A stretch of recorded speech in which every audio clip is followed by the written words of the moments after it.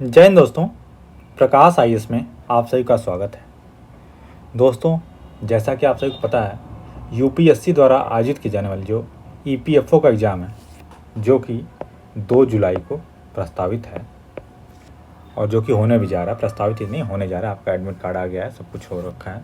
तो उस एग्ज़ाम में आपका कुछ महत्वपूर्ण टॉपिक्स थे, जैसे आईएलओ हो गया, डब्ल्यूटीओ हो गया। इन सब से कई बार क्वेश्चन पूछे गए हैं, वर्ल्ड बैंक, आईएमएफ, इनसे जो बेसिक फैक्ट है। तो इस लेक्चर में हम सिर्फ यही जो इम्पोर्टेंट कुछ इंस्टीट्यूशन है, जो इकोनॉमिक इंस्टीट्यूशन है, उनके बारे में देखेंगे और उनसे जो रिलेटेड कुछ महत्वपूर्ण फैक्ट्स हैं जो हमारे एग्ज़ाम में पूछे जा सकते हैं, उनको पढ़ेंगे। और इसकी जो पीडीएफ है वो आपको हमारा जो टेलीग्राम चैनल है @प्रकाश IAS PCS, जब आप ये सर्च करेंगे तब आपको इसकी पीडीएफ वहाँ उपलब्ध हो जाएगी। तो चलिए हम स्टार्ट करते हैं और देखते हैं। सबसे पहले इंटरनेशनल लेबर ऑर्गेनाइजेशन सबसे महत्वपूर्ण है, क्योंकि देखिए ईपीएफओ में बार बार आप लेबर का जिक्र करते हैं, तो इंटरनेशनल लेवल पर भी जो लेबर ऑर्गेनाइजेशन है हमारे एग्ज़ाम के दृष्टिकोण से बहुत ज़्यादा महत्वपूर्ण हो जाती है। क्योंकि जो भारत सरकार है, बहुत सारी अपने जो पॉलिसीज़ या बहुत सारे रूल्स रेगुलेशन जो बनाती है, वो इंटरनेशनल स्टैंडर्ड्स के बनाने के लिए जो आईएलओ है उससे कई सारे जगह प्रेरणा लेती है। कई सारे उनके जो रिजोल्यूशन होते हैं जो बाइंडिंग नहीं होते, लेकिन उनको भी अगर हमें फॉलो करना है तो आईएलओ से प्रेरणा ली जाए। तो इस लिहाज से जो हमारा आईएलओ है बहुत ही ज़्यादा तो देखते हैं हम आईएलओ के बारे में। देखिए, सबसे पहले आईएलओ में मेंबर्स कितने हैं? टोटल प्रेजेंट में 187 मेंबर, 187 मेंबर्स हैं, जिसमें 186 कंट्रीज और कुक आइलैंड है। ये फॉर्म कब हुआ था? 11 अप्रैल 1919 को फॉर्म हुआ था। काफ़ी महत्वपूर्ण डेट है। और उस समय एक ट्रीटी साइन हुई, ट्रीटी ऑफ वर्सैलीज। तो बहुत ही ज़्यादा महत्वपूर्ण है, बिल्कुल आपको पता होना। इसमें सारे महत्वपूर्ण फैक्ट ही बताए गए हैं, तो आप ज़रूर देखिएगा। और यूएन की पहली एफिलेटेड स्पेशलाइज्ड एजेंसी थी कब? 1946। इसके बाद इसका हेडक्वार्टर है जिनेवा, स्विट्जरलैंड में। इसके डायरेक्टर जनरल कौन है इस समय? गिलबर्ट होंगोबो। और इसको अवार्ड नोबेल पीस प्राइज़ मिला था कब? 1969 में। ये सारी महत्वपूर्ण चीज़ें हैं। देखिए, जो आईएलओ है, जो कुछ मेंबर्स हैं उसको डेजिग्नेट करता है। चीफ इंडस्ट्रियल इम्पोर्टेंस के कुछ नेशंस, कुछ मेंबर्स को डेजिग्नेट करता है। ऐसे टोटल कितने हैं? 10 मेंबर्स हैं। और ये 10 मेंबर कौन कौन से हैं? Brazil, China, France, Germany, India, Italy, Japan, Russia, UK and US.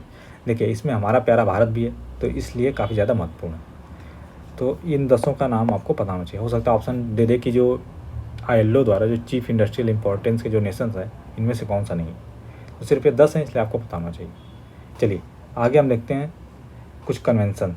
In convention जो है काफ़ी ज़्यादा महत्वपूर्ण है, क्योंकि इन कन्वेंसन से क्वेश्चन पूछे गए हैं जो प्रीवियस एग्जाम्स थे, आगे भी आपसे पूछे जा सकते हैं। तो देखिए, टोटल जो आईएनओ के कन्वेंसन्स है, आईएलओ की जो कन्वेंसन्स है टोटल 8 है, और इंडिया ने साइन किया है टोटल 6 कन्वेंसन। तो ये जो कन्वेंसन नंबर है वो काफ़ी ज़्यादा महत्वपूर्ण है। पहली है हमारी एलिमिनेशन ऑफ फोर्स्ड और कंपलसरी लेबर। जो कंपलसरी लेबर है उसको ख़त्म करने के लिए, या फोर्स्ड लेबर जो है, बंधुआ मजदूरी वाला जो है, उसको समाप्त करने के 2 कन्वेंसन कौन कौन सी? Convention number 29 and 105। इसको दूसरे कलर्स कर लेते हैं, 29 एंड 105। और नेक्स्ट हमारा एबॉलिशन ऑफ चाइल्ड लेबर। ये कन्वेंसन नंबर कौन कौन सी है? कन्वेंसन नंबर है 138 एंड 182। ये नंबर बहुत ही ज़्यादा महत्वपूर्ण है कन्वेंसन्स के, तो इसको आप बिल्कुल देख लीजिएगा। और ये जो कन्वेंसन है इसको इंडिया ने सबसे लेटेस्ट साइन किया है, तो भी महत्वपूर्ण। पूछा जा सकता है कि इनमें से कौन से कन्वेंसन इंडिया ने सबसे लेटेस्टली साइन किया है। तो एवोल्यूशन ऑफ चाइल्ड लेबर वाला जो है कन्वेंसन नंबर कौन सा? 138 एंड 182। इन दोनों को इंडिया ने रिसेंटली साइन किया था। इसके बाद नेक्स्ट हमारी जो कन्वेंसन है, elimination of discrimination in respect of employment and occupation. ये कन्वेंसन नंबर कौन सी है? 100 और 111 कन्वेंसन नंबर। तो ये दोनों जो कन्वेंसन नंबर है ये भी महत्वपूर्ण है। इसके बाद लास्ट हमारा freedom of association and right to collective bargaining. ये कन्वेंसन नंबर 87 एंड 98 है।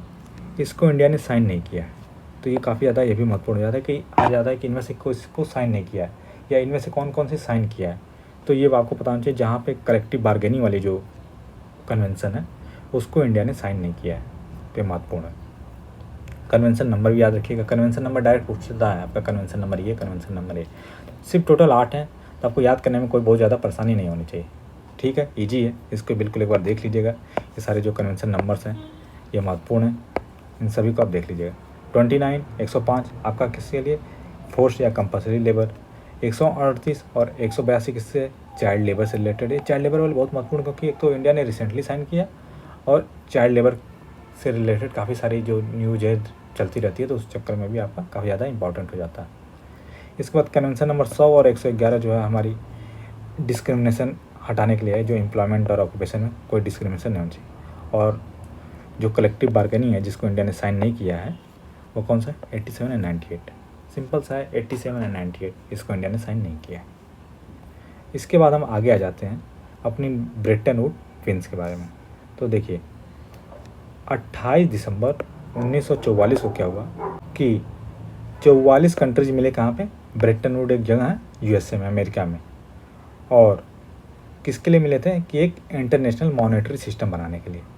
और उसके साल भर बाद जब सारे कन्वेंशन साइन हो गए तो ब्रेटन वुड ट्विंस है कब, 27 दिसंबर 1945 को। कुछ जगह 27 दिसंबर है, कुछ जगह 28 दिसंबर है। तो आपके जो भी एग्ज़ाम में जब भी आएगा आप उस हिसाब से अपना 27 या 28 दिसंबर जो भी हो आप उसको टिक कर लीजिएगा। तो महत्वपूर्ण ये है कि ये जो ब्रेटन वुड ट्विंस थे ये कौन कौन से थे, एक था आपका IMF इंटरनेशनल मॉनेटरी फंड, और दूसरा था IBRD international bank for reconstruction and development. इसी को हम क्या बोलते हैं, वर्ल्ड बैंक बोलते हैं। आगे हम अभी देखेंगे अभी, क्योंकि वर्ल्ड बैंक क्या है, जो 5 संस्थाएं हैं उनके ग्रुप को कलेक्टिवली हम वर्ल्ड बैंक बोलते हैं। वर्ल्ड बैंक अलग से कोई एक संस्था नहीं है, लेकिन जो IBRD है सबसे महत्वपूर्ण इसकी वही है। तो इसीलिए बोलते हैं कि जो ब्रेटन वुड ट्विंस से क्या क्या हुए, आपके IMF और वर्ल्ड बैंक निकल के आए। चलिए आगे हम देखते हैं। सबसे पहले हम देखेंगे अब IMF के बारे में। तो देखिए प्रेजेंट में IMF के कितने मेंबर हैं, 190 मेंबर हैं। 190 में कौन कौन सा, 189 कंट्रीज हैं और एक कोसोवो है। इसके अलावा इसका फॉर्मेशन कब हुआ, 27 दिसंबर 1945 को हुआ। इसका हेडक्वार्टर कहाँ, वाशिंगटन DC में। हेडक्वार्टर्स महत्वपूर्ण है, देख लीजिएगा किसके किसके हेडक्वार्टर्स कहाँ कहाँ हैं। इसके बाद ये क्या क्या पब्लिश करता है, एक वर्ल्ड इकोनॉमिक आउटलुक पब्लिश करता है और financial stability and development report भी पब्लिश करता है। ये महत्वपूर्ण जो रिपोर्ट थी इन दोनों को देख लीजिए, IMF के द्वारा पब्लिश की जाती है। और इसका जो ऑब्जेक्टिव क्या क्या है, तो ये क्या करता है कि कोऑर्डिनेट करता है जो मनी सप्लाई है जो मेंबर नेशन के बीच में, उसको कोऑर्डिनेट करता है। और क्या करता है, कोऑर्डिनेट और स्टेबलाइज करता है जो भी एक्सचेंज रेट है मेंबर नेशंस के बीच में। और इसके अलावा जो फॉरेन एक्सचेंज है, अगर इमरजेंसी प्रोविजन के अंदर जो भी मेंबर नेशन है उनके अंदर फॉरेन एक्सचेंज को भी प्रोवाइड करता है। तो ये 3 महत्वपूर्ण इसके ऑब्जेक्टिव हैं। अगर पेपर में आ गया कि IMF का ऑब्जेक्टिव्स, तो ये 3 कौन कौन सा, मनी सप्लाई को करना है जो भी हमारे मेंबर नेशंस हैं। इसके अलावा क्या करना है, मनी सप्लाई को, एक्सचेंज रेट को और फॉरेन एक्सचेंज को। ये 3 पॉइंट बिल्कुल रट जाएगा। इसके बाद हम आगे आ जाते हैं अपना वर्ल्ड बैंक के बारे में। तो देखिए जैसा कि आपको बताया जो वर्ल्ड बैंक है टोटल हमारे 5 जो संस्थाएं हैं उनका मिला हुआ है। तो इसके जो मेंबर्स हैं अलग अलग में अलग अलग हैं। जो महत्वपूर्ण 2 हैं उनमें देख लीजिए कौन उसमें, IBRD में कितने हैं, 189 मेंबर्स हैं और IDA में 174 है। अभी आगे इनके बारे में डिटेल में देखेंगे। और इसका भी हेडक्वार्टर कहाँ है, वाशिंगटन DC में। IMF का भी और वर्ल्ड बैंक दोनों का हेडक्वार्टर कहाँ है, वाशिंगटन DC में। इसके बाद जो वर्ल्ड बैंक की पहली जो सबसे प्रमुख संस्था है कौन सी है, IBRD international bank for reconstruction and development. ये कब इस्टेब्लिश हुई थी, जब देखिए 1944 में जब मिले थे तब 1945 में आ गई थी। और इसका काम क्या है कि ये लॉन्ग टर्म लोन्स देती है for infrastructure building among member nation. जो भी मेंबर्स कंट्री हैं उनको लॉन्ग टर्म लोन प्रोवाइड किया जाता है इंफ्रास्ट्रक्चर बिल्डिंग के लिए। और ये किसके लिए लोन प्रोवाइड करती है, जो सोशल इंफ्रास्ट्रक्चर प्रोजेक्ट हैं और इन्वायरमेंटली सेंसिटिव जो प्रोजेक्ट्स हैं उनको लोन प्रोवाइड करती है। साथ ही साथ ये जो मेंबर नेशंस हैं, मेंबर नेशन मतलब जो अभी IBRD के मेंबर्स हैं, उनको क्या करता है, कॉस्ट बेनिफिट एनालिसिस भी करता है जो भी उसके प्रोजेक्ट रिपोर्ट्स हैं उनकी। तो ये महत्वपूर्ण इसके ऑब्जेक्टिव हो गए या इसके काम हो गए जो भी आप देख सकते हैं। इसके बाद अगली जो हमारी इसमें संस्था है क्या है, IFC इंटरनेशनल फाइनेंस कॉरपोरेशन। ये कब इस्टेब्लिश हुआ, 1956 में। इसका काम क्या है, ये पब्लिक और प्राइवेट दोनों सेक्टर्स को जो भी डेवलपमेंट प्रोजेक्ट हो रहे हैं उनको फंड प्रोवाइड करता है। International finance corporation IFC public और प्राइवेट दोनों सेक्टर्स को फंड प्रोवाइड करता है। ये महत्वपूर्ण है, आपसे पूछा जा सकता है। हो सकता है आपको डाउट आ जाए कि नहीं वर्ल्ड बैंक की संस्था है तो प्राइवेट सेक्टर्स को क्यों लेंड करेगा। नहीं, प्राइवेट सेक्टर को भी लेंड करता है। इसके बाद अगली है IDA, इंटरनेशनल डेवलपमेंट एजेंसी। ये कब बनी थी? 1960 में बनी थी। और इसका काम क्या है? ये सॉफ्ट लोन्स प्रोवाइड करता है। सॉफ्ट लोन्स मतलब जो लोन काफ़ी लंबे पीरियड के लिए दिए जाते हैं, for very long period of time, मतलब लगभग 30 साल से ज़्यादा के लिए, और at a very less interest rate to member nation, जो कि काफ़ी लॉन्ग टर्म इंफ्रास्ट्रक्चर प्रोजेक्ट्स हैं जो कि कई सालों में कंप्लीट होंगे। उन प्रोजेक्ट्स के लिए ये सॉफ्ट लोन्स प्रोवाइड कराता है IDA जो है। इसके बाद जो अगली इसकी संस्थाएँ क्या है? मीगा का फुल फॉर्म क्या है? Multilateral investment guarantee agency. ये बनाई गई थी आपकी 1988 में। और इसका काम क्या है कि ये इंश्योरेंस प्रोवाइड करती है कि जो भी प्रोजेक्ट हैं जिसमें कई सारे मेंबर नेशंस हैं तो उनको कंप्लीट किया जाएगा। इस चीज़ की ये इंश्योरिटी देती है। अब सोचिए जैसे कोई प्रोजेक्ट है, कई देशों ने मिलकर स्टार्ट किया, अब बीच में कोई बैक कर गया, हो गया, तो पूरा आपका जो इन्वेस्टमेंट है सब खराब हो जाएगी।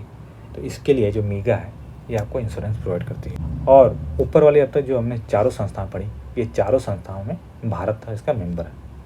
आखिरी जो संस्था है ICSID, international corporation for settlement of investment disputes, इसका इंडिया मेंबर नहीं है। कई बार क्वेश्चन पूछा गया है, काफ़ी ज़्यादा महत्वपूर्ण है कि इनमें से इंडिया किसका मेंबर नहीं है। तो जो ICSID है या जिसमें सेटलमेंट्स डिस्प्यूट सेटलमेंट्स की बात है, उसमें इंडिया मेंबर नहीं है। इसको इस्टेब्लिश किया गया था 1966 में। और क्या करता है, जो डिस्प्यूट्स हैं इंटरनेशनल इन्वेस्टमेंट से रिलेटेड, उन डिस्प्यूट्स को सेटल करने का काम है। और सबसे महत्वपूर्ण इसमें लाइन क्या है? India is not a member. तो ये महत्वपूर्ण है। 4 का मेंबर है इंडिया, इसका मेंबर नहीं है।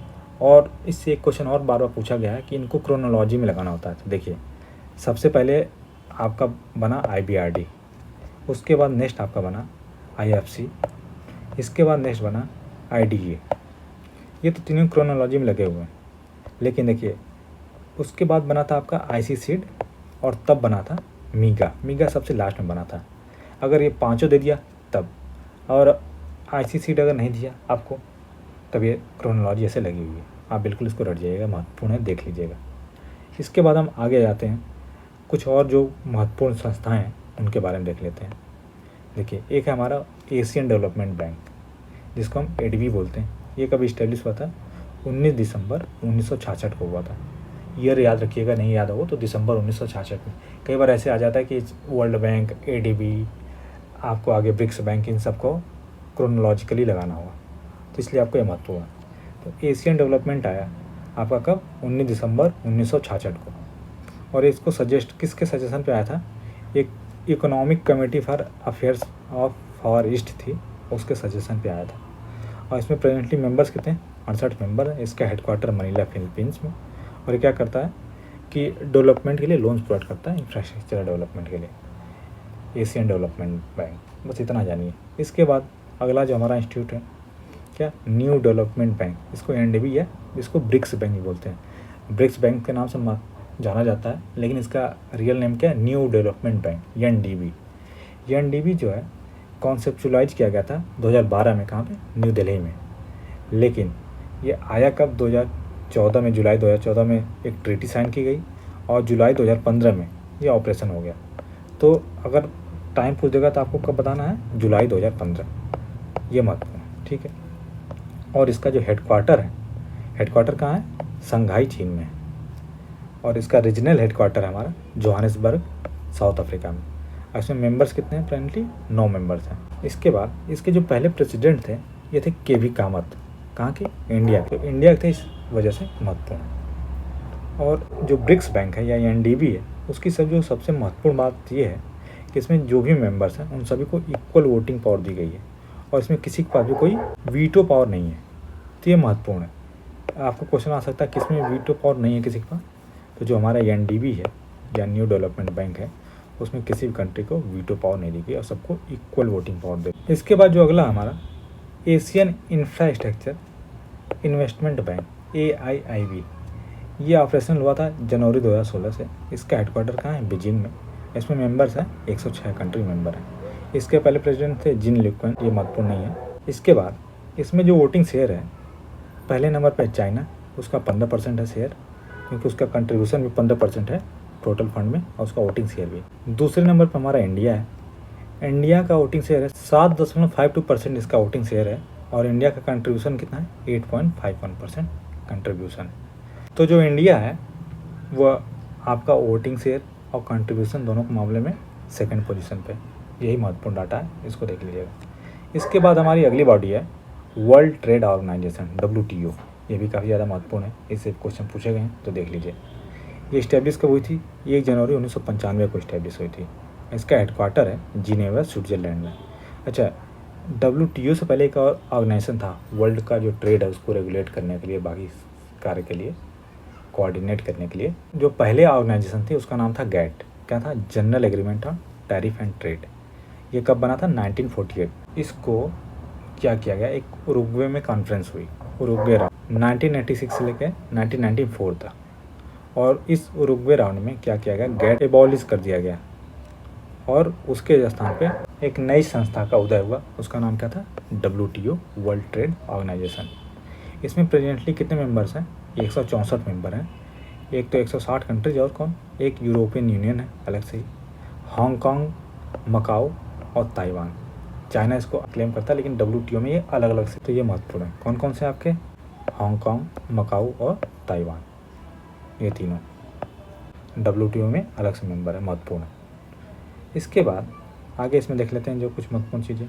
इसका जो प्रिंसिपल है, 3 प्रिंसिपल पे वर्क करता है। कौन कौन सा? एक फ्री ट्रेड होना चाहिए, जो भी मेंबर नेशन है उन सभी के बीच में फ्री ट्रेड हो, जिससे क्या हो, मतलब फ्री ट्रेड मतलब कोई बैरियर नहीं हो, आपस में ट्रेड करने में कोई प्रॉब्लम नहीं हो, और जिससे सभी जो कंट्रीज हैं उन सभी को फ़ायदा। अगला है हमारा फेयर ट्रेड हो, मतलब कोई भी कंट्री जो मेंबर नेशंस हैं वो एक दूसरे के साथ अनफेयर प्रैक्टिस ना करें।